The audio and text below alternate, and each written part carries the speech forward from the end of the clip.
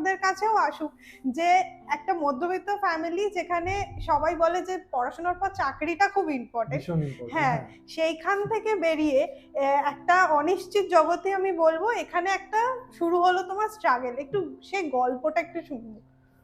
গল্প, সত্যি গল্প। মানে হ্যাঁ, আর্টিস্ট মানেই একটা গল্প, আর্টিস্টের আর এক নামই গল্প বলা যেতে পারে। তো আমার শুরুটা আমার জন্ম বেসিক্যালি দিল্লি, আচ্ছা। যেহেতু বাবা আর্মিতে ছিল, তুমি জানো কিছুটা। হুম। তো সেই অর্থে আমার জন্ম দিল্লিতে। তো সেখান থেকে আমার গ্রামের বাড়ি আসা, গ্রাম থেকে শহরে আসা, শহর বলতে কিছুটা শহর, মফস্বল, গোবরডাঙ্গা, তারপরে এখন কলকাতা।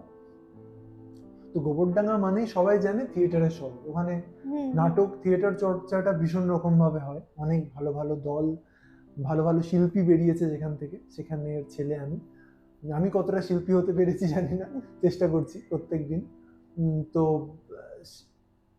নেশাটা হয়েছে এই অভিনয় জগতে যাব বা ওই একটু লাইট আমার উপরেও পড়বে, সেটা বলা যেতে পারে আমি যখন গ্রামের বাড়ি ছিলাম তখন। আচ্ছা। কিভাবে? হুম। ওখানে এখন তো যাত্রা খুব কমে গেছে, হ্যাঁ। বা স্টেজ শো গুলো, মাচা শো যেটাকে হুম বলা হুম হয়, হুম হুম। এখনো মাচা শো হয় কিন্তু সেটা খুব অন্য কমে, হ্যাঁ। রকম। তো সেই অর্থে অনেক শিল্পীরা ওখানে একটা জায়গায় আসতো, জায়গাটার নাম ছিল কলাসীন। তো সেখানে শিল্পীরা আসতো, আমার মারা, বাবা, ফ্যামিলি দেখতে যেত, আমাকে নিয়ে যেত। আচ্ছা। আমি দৌড়াতাম গাড়ির পিছনে, ভ্যানের পিছনে, যে মারা যাচ্ছে আমিও পিছন পিছন যাব। কাকে দেখতে যাব? আমার একজনের নামই মনে আসে, যাকে আমি ভীষণ ভালোবাসি, আমাদের ইন্ডাস্ট্রি, প্রসেনজিৎ, বোম্বাদা। তো আহ, তাকে দেখতে যাচ্ছে। তো তখন তো ছোটবেলায় এই টার্মগুলো শুনিনি যে শো দেখতে যাবো, সবাই আসবে, তখন ওইটা আমার বেশ মনে আছে। দিল্লি থেকে সবে তখন আমি এসেছি ওখানে। তো মারা যাচ্ছে, আমি ভ্যানের পিছনে দৌড়াচ্ছি।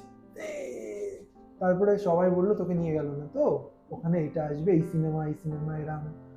তখন টিভিতে ওনারই সিনেমা চলছে, প্রতিবাদ চলছে, অনেক কিছু চলছে। তো আমার একদিন একদিন মনে হয়েছে যে কোনোদিন দেখতে পাবো না আমি। আর গোজার, যে আমার যে গ্রামের বাড়িটা, ওটা এক্সপোজারটাও খুব কম।